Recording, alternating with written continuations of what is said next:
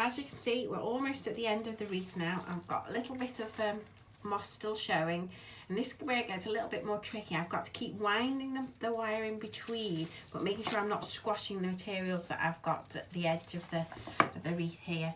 So getting the little bunches of foliage and tucking them underneath now, and making sure I'm bringing the wire underneath the stems from where I started. Just going round, adding in my last bits and pieces to finish off and fill the gaps in. So you can see I've got to wiggle the wire through to make sure I'm not squashing the materials down. If I just round it round, I would squash it down. And you see how it goes quite flat, and that doesn't look as nice. So by winding it through, making sure I'm not damaging or squashing any of the materials that I put on at the beginning of the wreath. So almost at the end, a couple more pieces, and this part is almost done.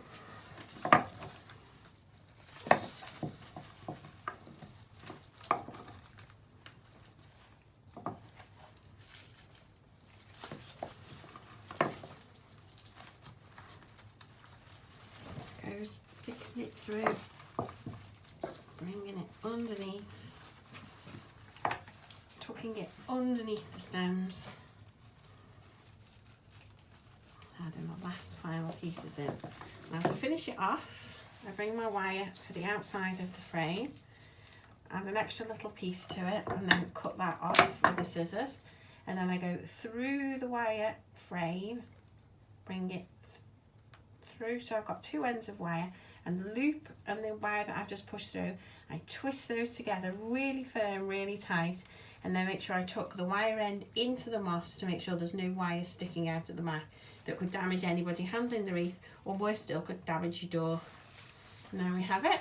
The wreath is covered completely. You can see the moss frame at the back. The materials go all the way around the design, covering all the spaces. Mixture of all different conifers, pine, spruce, holly, and I've left it quite flat and quite empty here because this is where I'm going to put my decoration, my ribbon bow at the bottom, and then I'm going to put a hanger at the top to hang it onto the door. So there we have it. The next stage is to turn the wreath over to the back.